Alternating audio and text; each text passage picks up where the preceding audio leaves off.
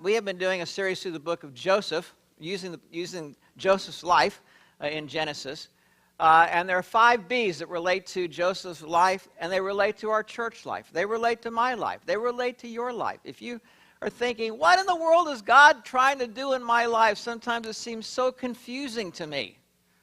You've probably enjoyed studying Joseph's life, because I'm sure it was very confusing to him. But there are 5 big things at which you can think about God is probably doing at least one of these in my life, if not more. He's bringing me to a place of brokenness, which is good. A place where I understand that I am beloved and that identifies me more than anything that I can do or what anybody else can do for me.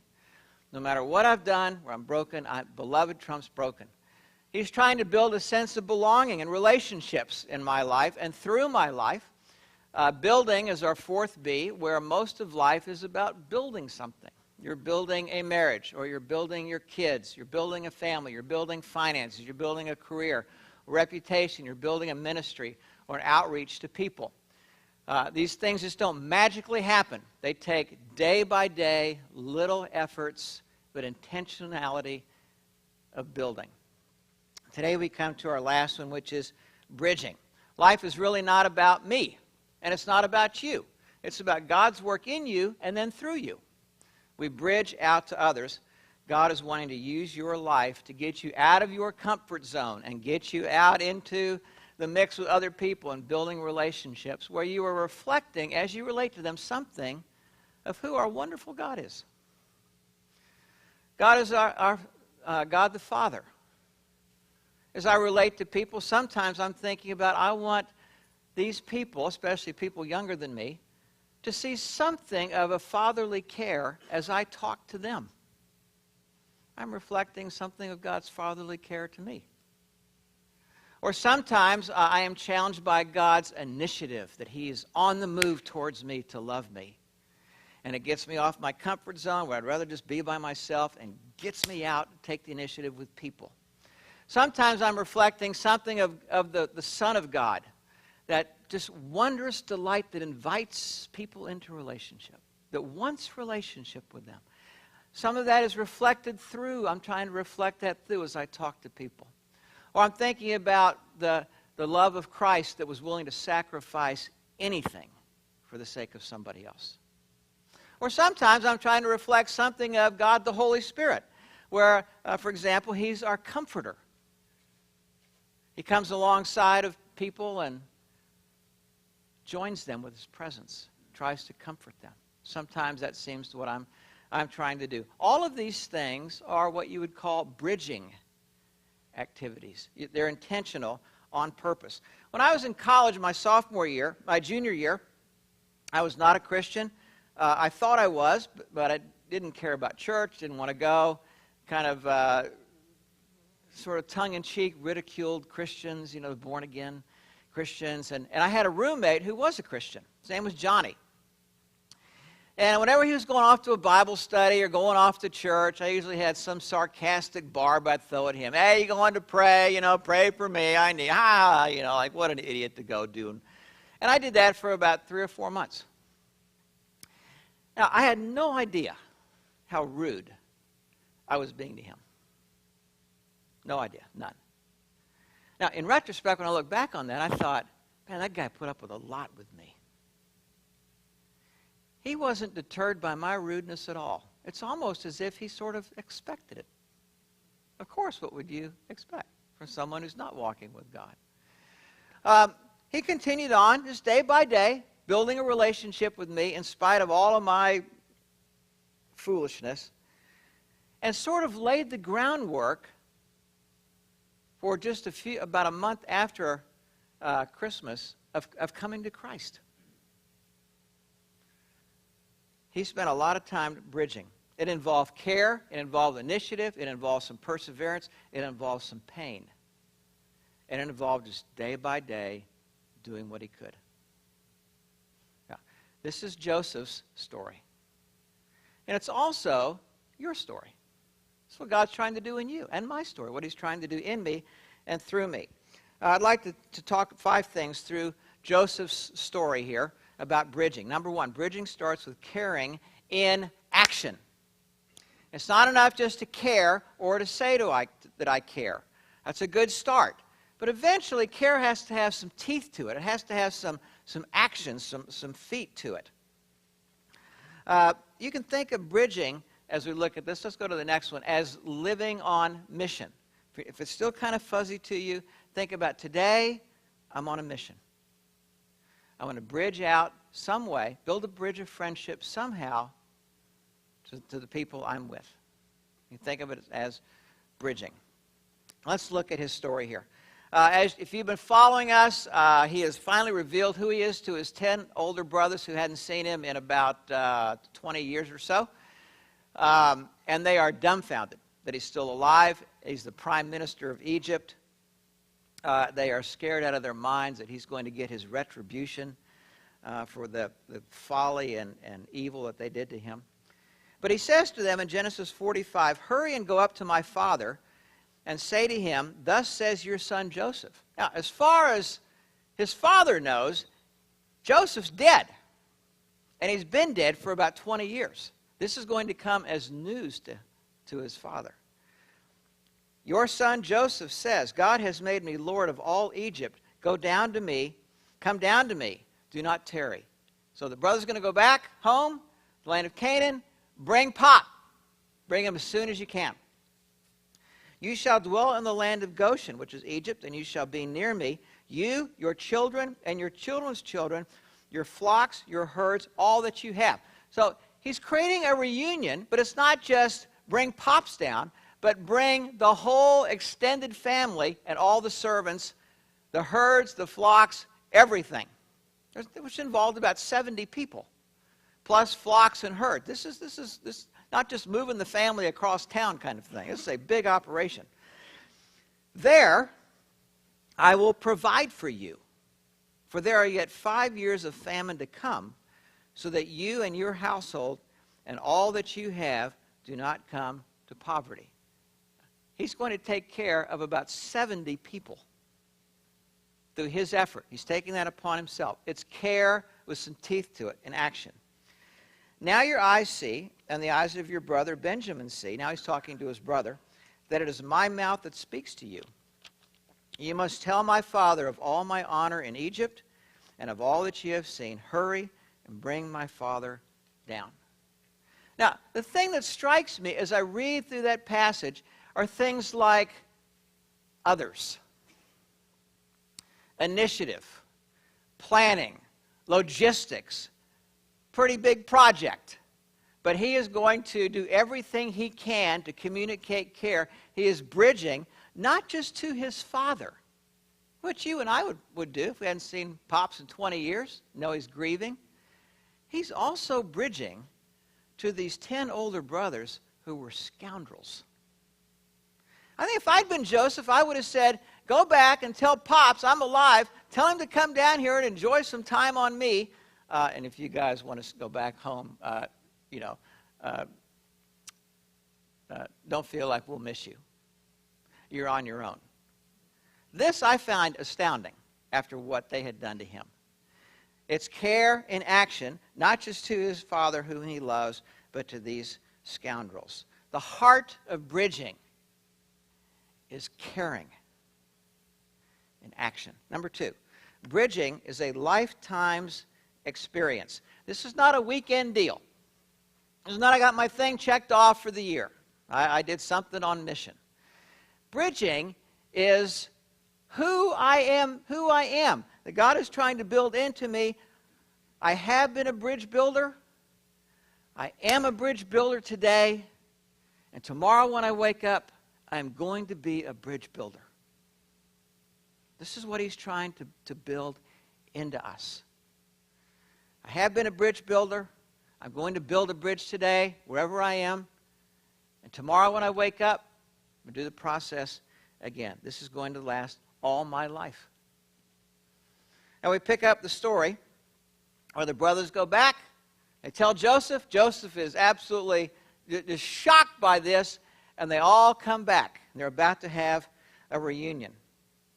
Joseph prepared his chariot and went out to meet Israel, which is the other name for Jacob, his father, in Goshen. Went out to meet him. He presented himself to him.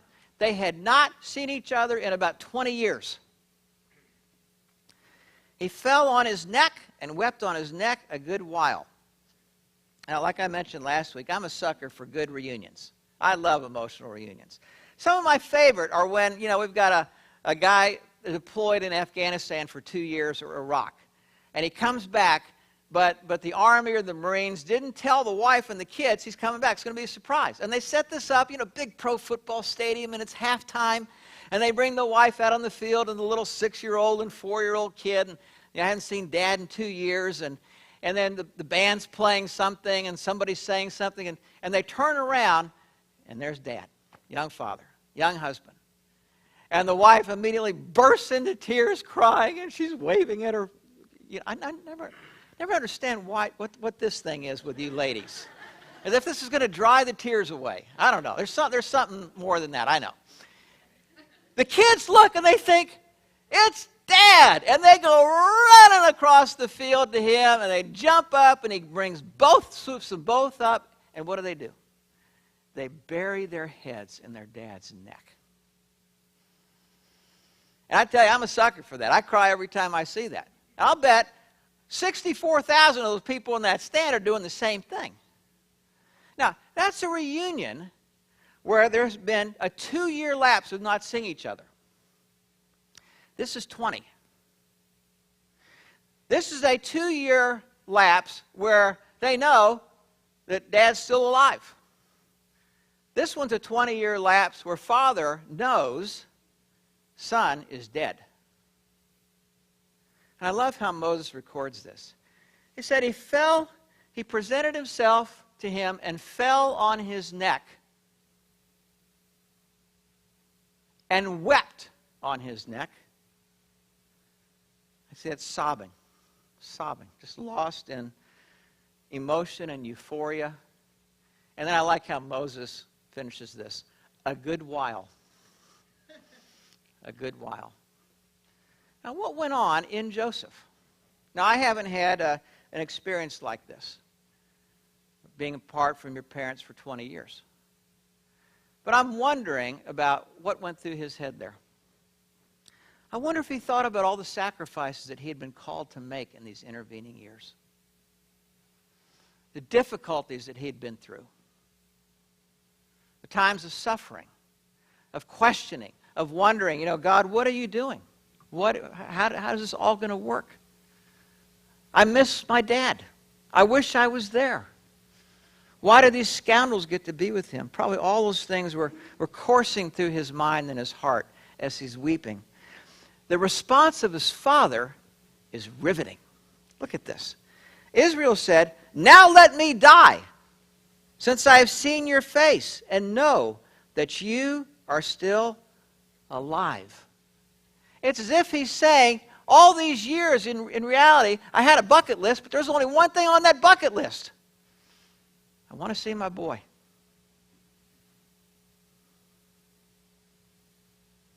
Now I can die, because my bucket list is complete. Now, what did it take to get to this experience? It took years of initiative and planning and logistics and endurance with no visible sign of success until one day, 2 decades later, something great happened.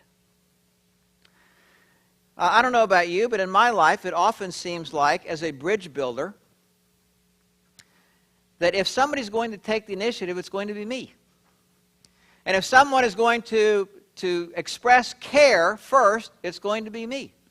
And if somebody's going to sacrifice, it's going to be me. Now, that's probably not how it is, really, because probably other people feel the same way towards me. Why do I always have to take the initiative? Why do I always have to care? Why do I always have to sacrifice? But it seems like that, and sometimes it feels like that.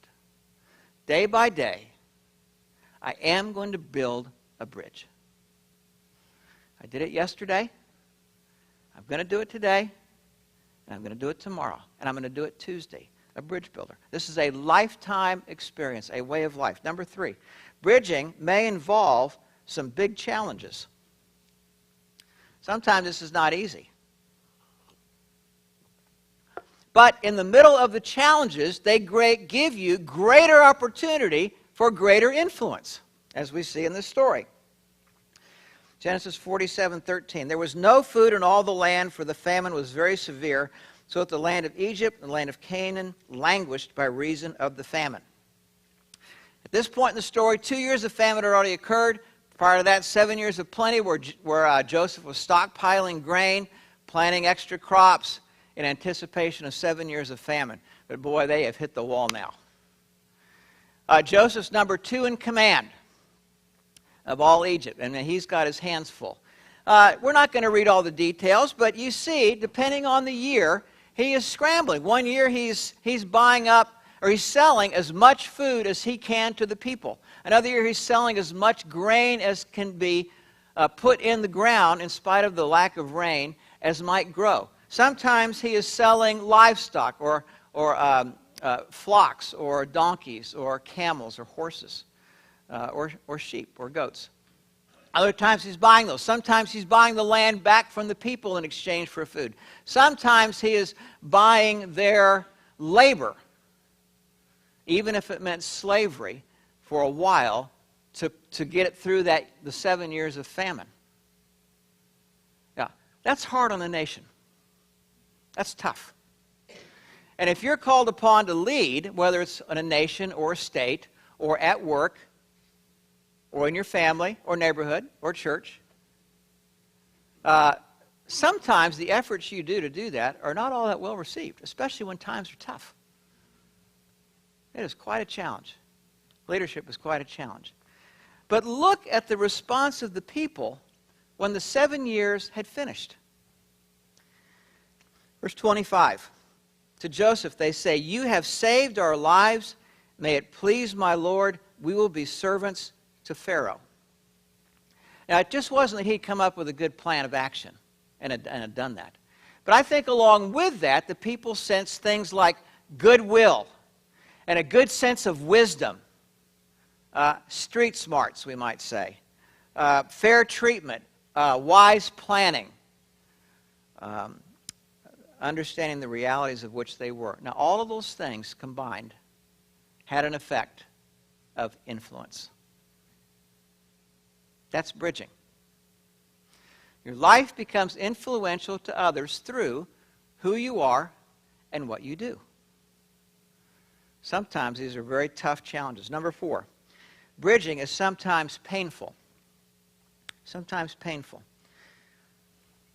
Jacob brings the whole entourage, wives, sons, their wives, grandkids, great-grandkids, servants, 70 of them come there. And they live there for 17 years.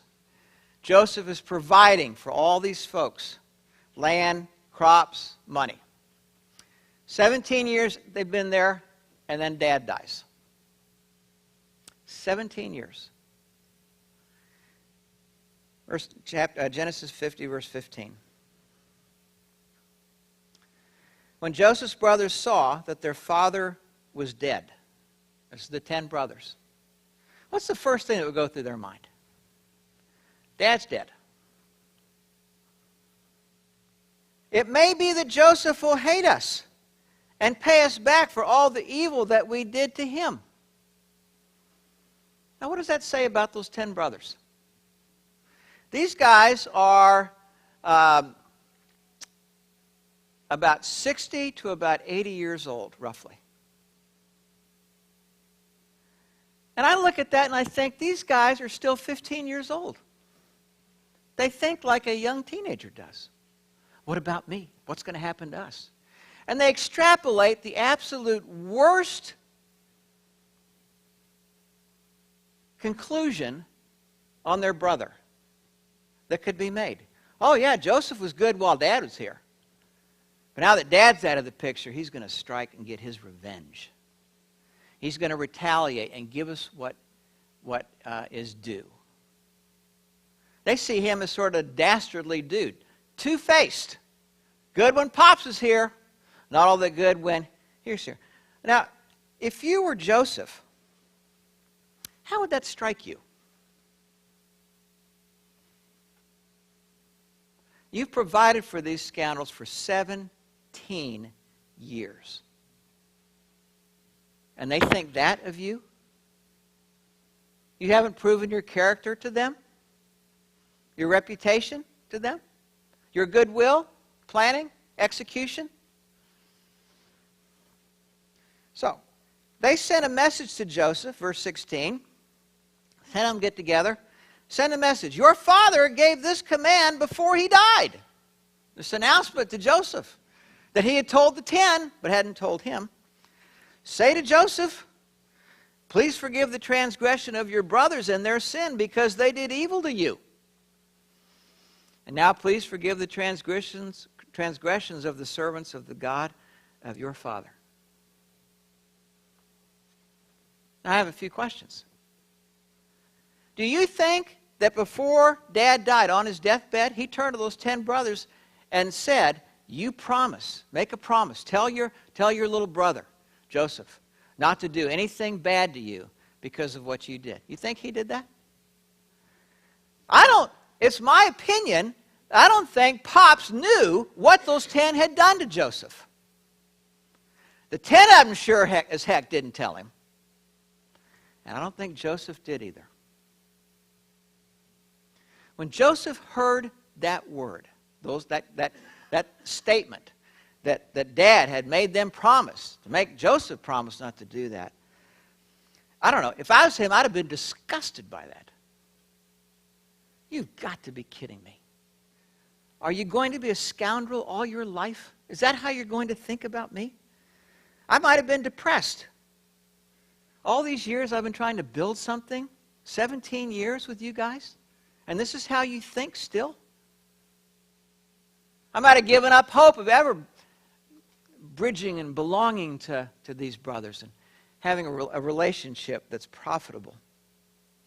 I suspect that he felt sorry for him. There's probably something in him that said, of course they would think that way. If there's not an active first place of God in their life, of course they're going to think like that. How could they not think like that? They're going to cover our rear end. That's the most important thing. Well, Moses records Joseph's response. Joseph wept when they spoke to him. Joseph wept. How did he respond internally?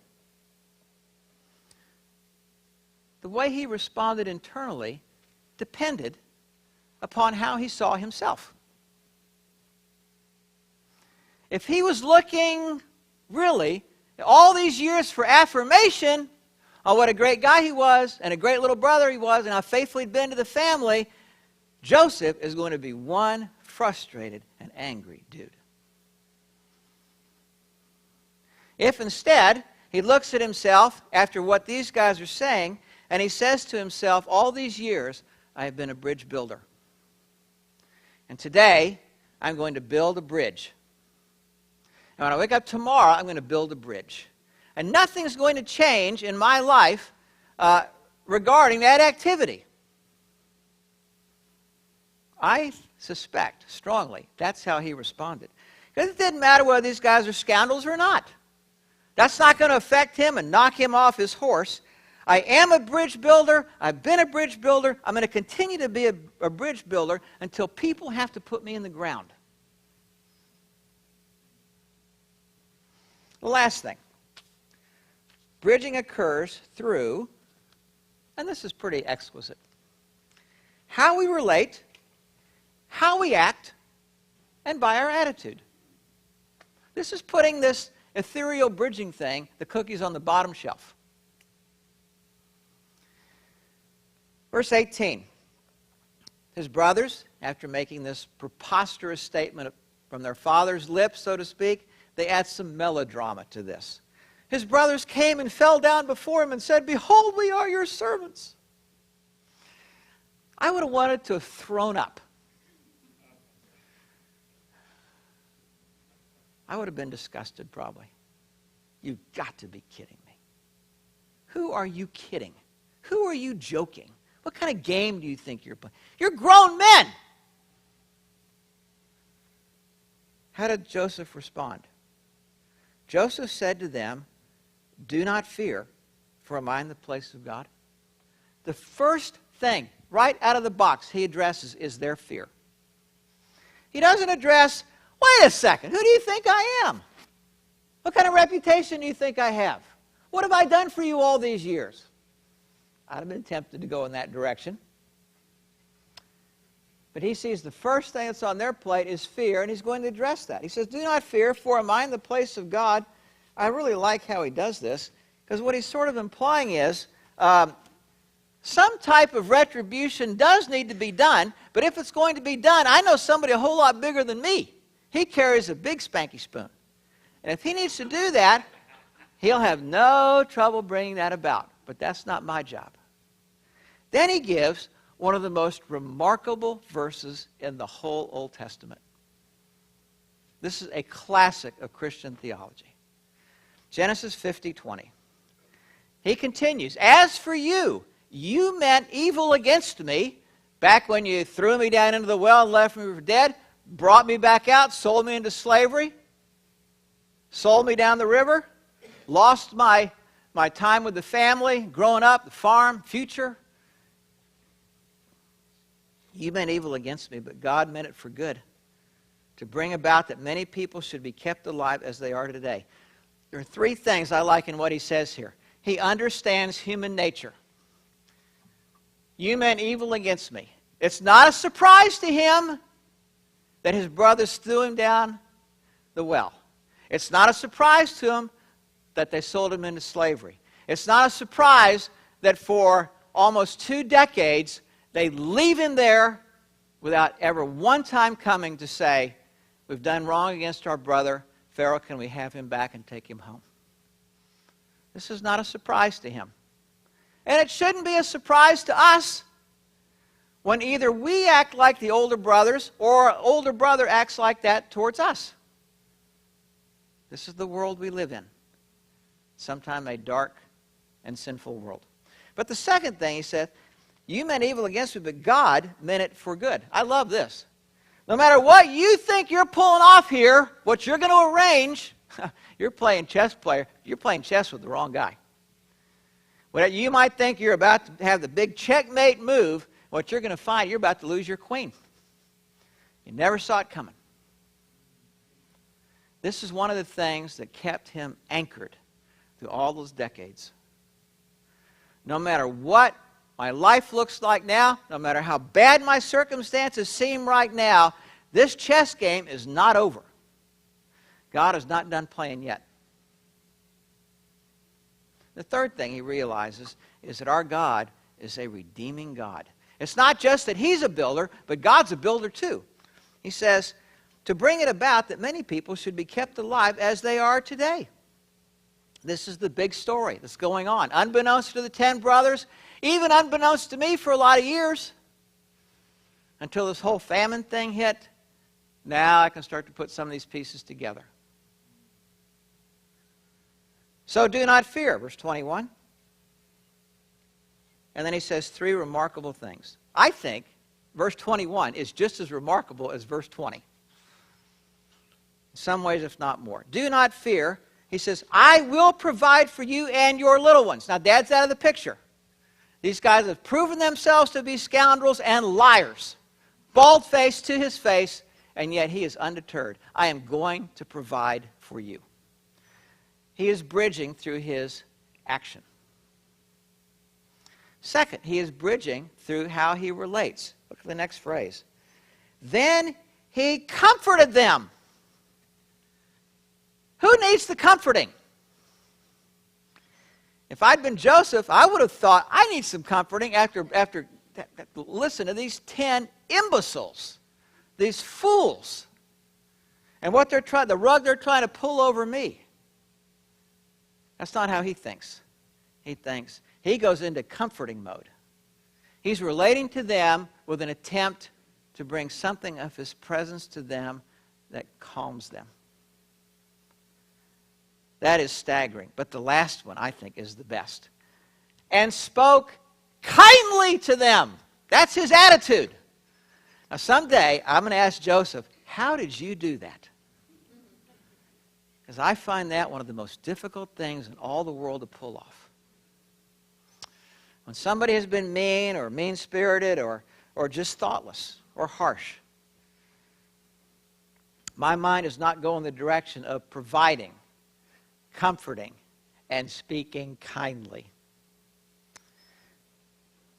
That's bridging. Bridging. There were two brothers that lived about 200 years ago in Australia. They were like young teenagers. They liked to get into what we used to call mischief. As they got a little bit older, they pushed the limits on mischief, and they ended up getting in some trouble. And then one day they went too far, and they stole some sheep. Now, in the rural parts of Australia, a couple hundred years ago, that's not a good idea. Because now you're messing with people's livelihoods. Now, some of the farmers got together. They found out the two brothers had stolen the sheep. They went and got them. There's no marshal there, no circuit judge. And so the farmers did what they did during that time, is they had their own trial. They pronounced them guilty. And for judgment, they brought them into the middle of town, and they took a branding iron and branded on the foreheads of the two brothers the letters S-T. Sheep, thief. 18 years old. Sheep, thief. You're going to wear that the rest of your life. One brother was so horrified by this, so humiliated, that he left that day, and nobody in the town, including his brother, ever saw him again. But the second brother realized that he had been incredibly stupid and sinful and foolish. He repented towards God, and he realized that he had an obligation to the people of the town. And he's going to do something about what he had done. In our parlance, he became a member of the 5B Club. He became broken. In spite of his brokenness, he realized he was beloved by God. And he spent the rest of his life trying to create a sense of belonging, building something in that town, his character, reputation, business, service, and bridging. Over the years, when somebody was sick, he would go home and make a pot of vegetable soup. And he'd go over and take it as a visit. Sit down with the person, pray with them. If one of the older widows in the town needed something fixed at her house, he was the first guy there to fix it. Didn't matter rich or poor, didn't matter if people offered him money, he wouldn't take it. He was just making an investment in the people of that town. 5 decades passed. 50 years. One day, a stranger came into town, a traveler. He was sitting at a little sidewalk cafe in the downtown area of this little town, and he looked over and he saw across the way an elderly man, about 70 years old, with the strange markings on his forehead, ST. And he watched that guy while he had his lunch. And he was fascinated by this, curious, because so all the people that came by stopped to shake his hand. And the women would give him a hug around the neck. And there would be kind words spoken back and forth. And the kids loved this guy. They came and he gave them candy. They didn't have Skittles back then. But they had a ball. Hey, throw the ball with me. The guy loved to do that. The traveler was finishing up his lunch, and the cafe owner came over and he said, "Hey, what's that on his forehead?" He said, "Well, that guy's been here a long time. It's the letters ST." I thought, ST? What does ST stand for? Cafe owner said, I don't know. It's been so long. But I think after watching the guy, I think what it means is saint.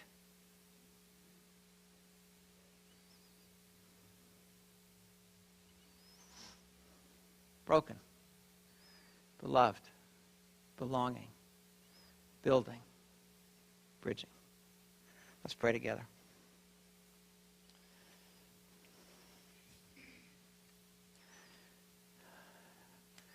Father, we are a very short-sighted people, and it's easy for us to go running off in wrong directions centered around ourselves. It's very hard for us to see what you're doing, especially when life gets hard, challenging. And yet, thankfully, we can see through the Scriptures, Joseph's story, and many other lives of people, that you are building things into us. You are changing the very fabric of who we are, how we think, what's important to us, what we value, the kind of people we are becoming.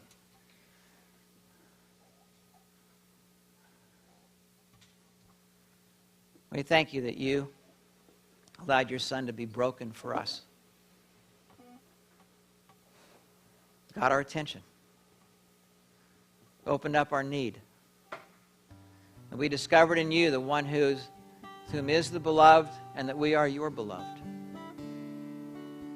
And through the course of your life here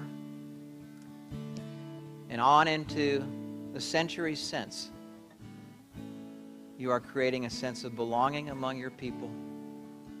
You're building something in us individually and as a group, as a church, and you're bridging out through us. As we celebrate communion, we remember how it all began for us at the cross.